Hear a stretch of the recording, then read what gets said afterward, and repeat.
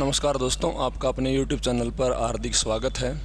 आज अपन जो वीडियो शुरू करने जा रहे हैं वो उसमें टॉपिक रहेगा वॉइस का। दोस्तों CET के हिसाब से देखें तो वॉइस बहुत इंपॉर्टेंट टॉपिक है और हम ये जो वीडियो अब शुरू कर रहे हैं वो पूरी की पूरी CET फोकस्ड वीडियो डाला करेंगे। और CET में जो जहाँ से नंबर बनेगा ही बनेगा, पहले वो टॉपिक्स डालेंगे और बाद में बाकी के टॉपिक्स डालेंगे। यानी करवाऊँ तो पूरा सिलेबस का, लेकिन पहले वो मेन टॉपिक करेंगे जहाँ से 100% पर्सन बनने के चांस हैं ही हैं। चलिएगा दोस्तों, शुरू करते हैं वॉइस का टॉपिक। और वॉइस का टॉपिक केवल और केवल दो बात इस टॉपिक में याद रखनी है और उन दोनों बातों को याद रखने से आपका वॉइस का टॉपिक बिल्कुल मजबूत हो जाएगा। एक भी पर्सन आपका CET में तो छोड़ो, किसी और पेपर में भी आपका वॉइस का पर्सन रहेगा ही नहीं कभी भी। चलिए दोस्तों, शुरू करते हैं। वॉइस को हिंदी में बोलते हैं वाच्य, और वाच्य या वॉइस अपनी इंग्लिश में दो प्रकार के होते हैं दोस्तों। पहला है अपना एक्टिव वॉइस और दूसरा है दोस्तों पैसिव वॉइस। पेपर में या तो एक्टिव वॉइस दे के कह देगा पैसिव वॉइस में बदल दो, या पैसिव वॉइस दे के कह देगा कि एक्टिव वॉइस में बदल दीजिए। यानी या तो एक्टिव से पैसिव में बदलना आ जाएगा या आप लोगों को पैसिव से एक्टिव में बदलना आ जाएगा। ठीक है जी। एक्टिव वॉइस की पहचान क्या है? एक्टिव वॉइस हमेशा शुरू होती है सब्जेक्ट से। सब्जेक्ट के बाद आप लोगों को इसमें देखने को मिलेगी वर्ब, और वर्ब के बाद प्यारे दोस्तों देखने को मिलेगा ऑब्जेक्ट। यानी जिन सेंटेंसेस की शुरुआत सब्जेक्ट से हो, यानी जिनमें शुरू में सब्जेक्ट हो, वो तो एक्टिव वॉइस माने जाएंगे। क्यों? क्योंकि एक्टिव वॉइस को हिंदी में बोलते हैं दोस्तों कृतवाच्य, और कृतवाच्य में कर्ता का मतलब होता है सब्जेक्ट। यानी ये जो एक्टिव वॉइस हैं इनमें कर्ता की वैल्यू होती है, कर्ता मतलब सब्जेक्ट की वैल्यू होती है, क्योंकि जो भी पहले वर्ड लिखा हुआ होगा उसकी वैल्यू ज़्यादा होगी। कारण क्या है? इंग्लिश जो हम पढ़ रहे हैं वो पढ़ी जाती है लेफ्ट से लेके राइट की तरफ, यानी बाएँ से लेके दाएँ की तरफ पढ़ी जाती है दोस्तों।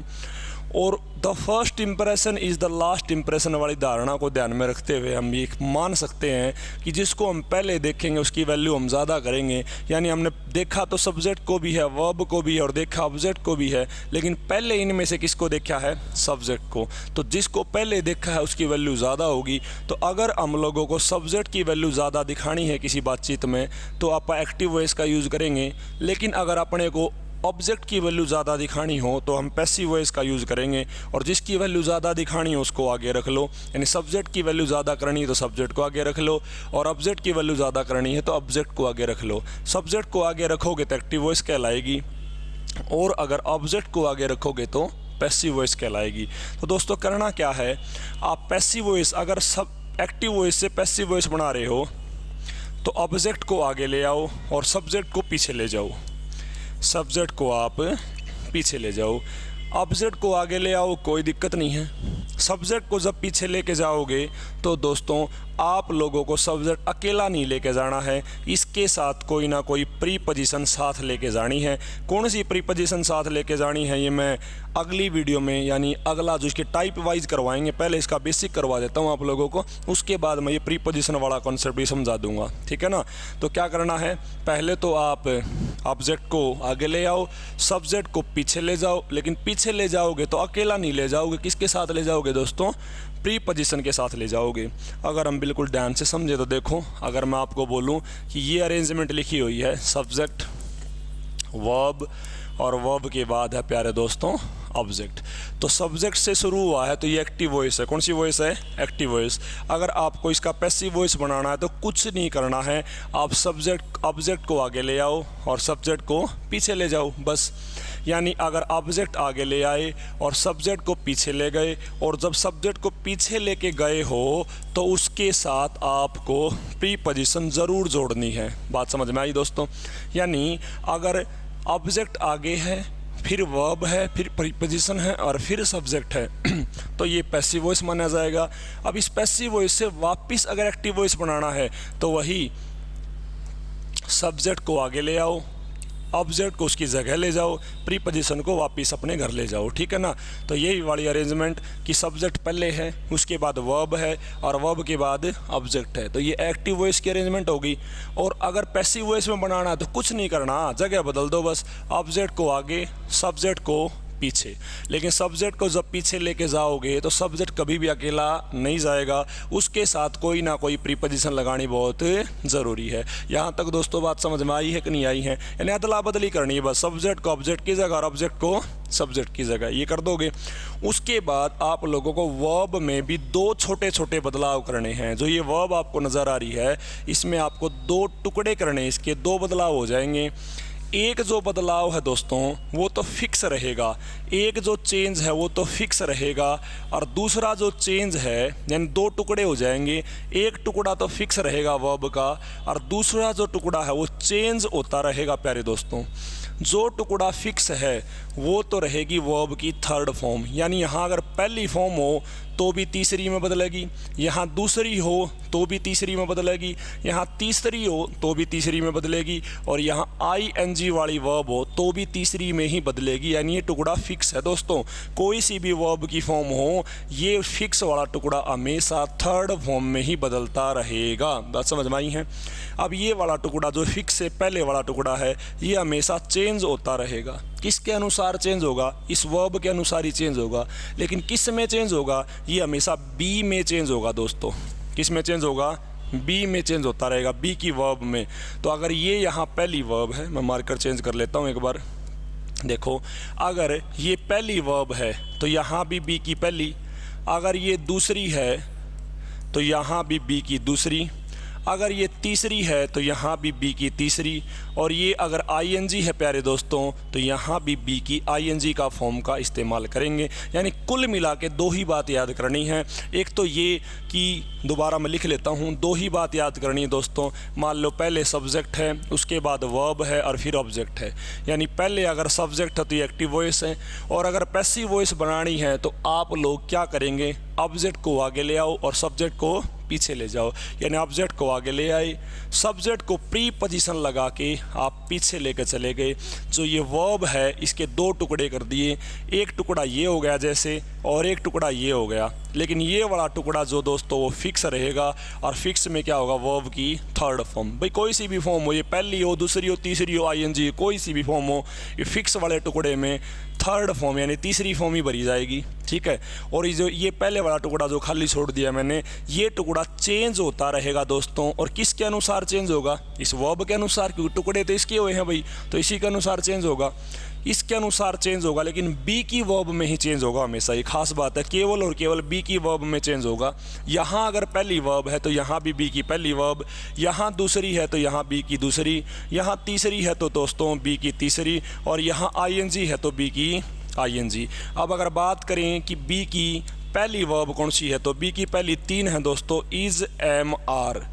यानी सिंगुलर की बात करोगे तो इज है, आई सब्जेक्ट हो तो एम है, और प्लूरल अगर सब्जेक्ट हो तो अपना आर का यूज़ करेंगे। ये प्रैक्टिस करवाऊंगा तो A to Z बात रटवा दूंगा आप लोगों को। सेकंड फॉर्म की बात करोगे तो वॉज और वर, सिंगुलर है तो वॉज का यूज़ कर लेना, और अगर प्लूरल सब्जेक्ट है तो वर का यूज़ कर लेना जी। ठीक है।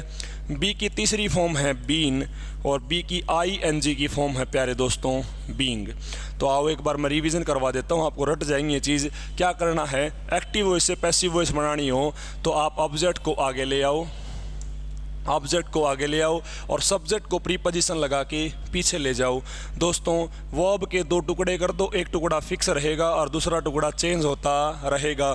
जो टुकड़ा फिक्स है वो वर्ब की थर्ड फॉर्म रहेगी, और जो टुकड़ा चेंज होगा वो बी की वर्ब में चेंज होगा। इधर पहली है तो बी की पहली इज, एम, आर, इधर दूसरी है तो बी की दूसरी वॉज, वर, इधर तीसरी है तो बी की तीसरी बीन, और इधर ING है तो बी की ING यानी बीइंग।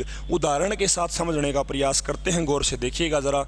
जैसे मान लो किसी का भी नाम ले दिया, मैंने कह दिया राजू, राजू टीचेज इंग्लिश, राजू अंग्रेज़ी पढ़ाता है। ये सेंटेंस है दोस्तों।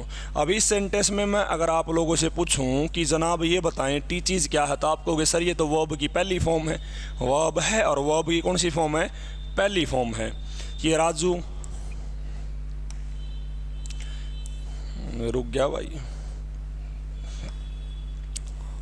राजू जो है वो सब्जेक्ट है, इंग्लिश जो है वो ऑब्जेक्ट है।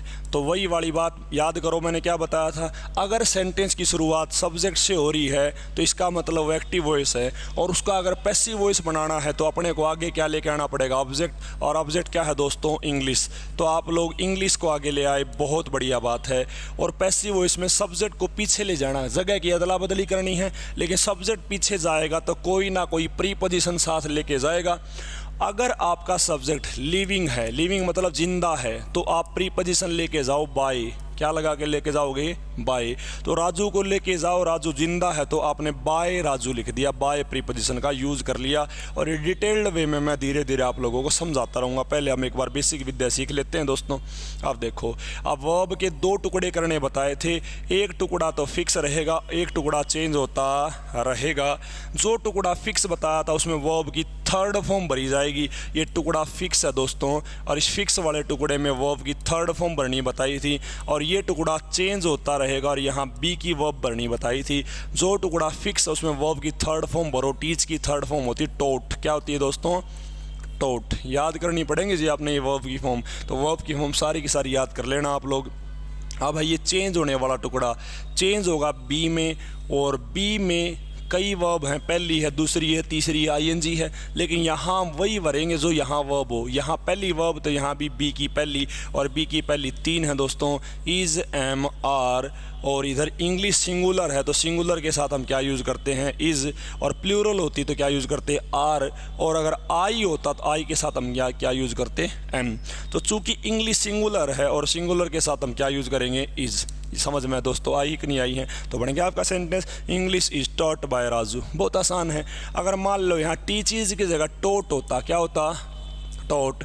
टोट होगी दोस्तों वर्ब की 2nd फॉर्म। 2nd फॉर्म है तो यहाँ भी बी की 2nd फॉर्म, और बी की 2nd फॉर्म होती वॉज और वर। इंग्लिश सिंगुलर है तो सिंगुलर के साथ किसका प्रयोग करोगे, वॉज का, यानी इज की जगह यहाँ क्या हो जाता, वॉज। चलिए 1-2 सेंटेंस और लेके देखते हैं दोस्तों। बिल्कुल आसान टॉपिक है, बिल्कुल बिल्कुल आसान। अगर मैं ये कहूँ Raju ate an apple, Raju ने एक सेब खाया, तो दोस्तों वो आप इसमें एक बार ध्यान से देखो, 8 वर्ब की 2nd फॉर्म है, ये राजू सब्जेक्ट है, और एन एप्पल जो है वो ऑब्जेक्ट है। सब्जेक्ट से शुरू हुआ सेंटेंस तो एक्टिव वॉइस है, बनानी क्या पड़ेगी इसकी, पैसिव वॉइस। तो पैसिव वॉइस में आप लोगों को क्या करना, ऑब्जेक्ट को आगे लेके आओ। ऑब्जेक्ट कौन है, एन एप्पल, तो आप एन एप्पल को आगे लेके आगे दोस्तों, ठीक है। ये राजू जो उसको पीछे लेके जाओगे, लेकिन प्रीपोजिशन लगा के लेके जाओगे। और प्रीपोजिशन में एक बात बताई है, अगर आपका सब्जेक्ट लिविंग है तो लिविंग के लिए आप बाय प्रीपोजिशन साथ लेके जाओगे। तो बाय प्रीपोजिशन साथ लेके जाओगे तो बाय राजू। वर्ब जो है उसके 2 टुकड़े करने हैं प्यारे दोस्तों, एक टुकड़ा फिक्स रहेगा और एक टुकड़ा जो है वो चेंज होता रहेगा। जो फिक्स है पहले उसको भर लो। फिक्स क्या है, वर्ब की 3rd फॉर्म, तो या 2nd हो तो भी 3rd होनी थी, 1st हो तो भी 3rd होनी थी, और कोई सी भी फॉर्म हो यहाँ पर वो 3rd में ही बदली जाएगी, ये बात फिक्स है। तो वर्ब की 2nd फॉर्म 8 की 3rd फॉर्म क्या होती है, ईटन। और यहाँ जो एक खाली जगह बच गई, यहाँ वर्ब भरी जाएगी बी की। कौन सी वर्ब भरी जाएगी दोस्तों, बी की, लेकिन ये बी की चेंज होती रहेगी, ये बात मैं कई बार बता चुका हूँ। तो यहाँ दूसरी है तो यहाँ बी की दूसरी, यहाँ पहली होती तो बी की पहली, और यहाँ आईएनजी होती तो बी की आईएनजी। अब यहाँ दूसरी है तो बी की भी दूसरी, और बी की दूसरी होती है दोस्तों वॉज और वर। एन एप्पल, एन एप्पल एक सेब है दोस्तों। देखो एक हो तो उसे इंग्लिश में हम सिंगुलर बोलेंगे, और एक से ज़्यादा हो तो उसे हम इंग्लिश में प्लूरल बोलेंगे दोस्तों।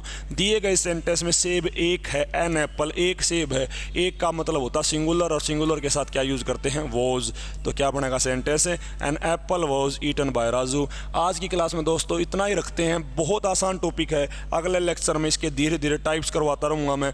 आज का लेक्चर में मैंने आपको बेसिक करवाया, बेसिक में 2 ही बात याद रखनी है कि सब्जेक्ट को पीछे भेज दो प्रीपोजिशन लगा के, और ऑब्जेक्ट को आगे ले आओ। वर्ब के 2 टुकड़े कर दो, एक टुकड़ा फिक्स रहेगा, एक टुकड़ा चेंज होता रहेगा। जो टुकड़ा फिक्स है वो वर्ब की 3rd फॉर्म है, और जो टुकड़ा चेंज होता रहेगा वो बी की वर्ब में चेंज होगा। किसके अनुसार, उस वर्ब के अनुसार। वर्ब अगर पहली है तो बी की पहली है, वर्ब अगर दूसरी है तो बी की दूसरी है, वर्ब अगर तीसरी है तो बी की तीसरी है, वर्ब अगर आईएनजी है तो बी की आईएनजी है।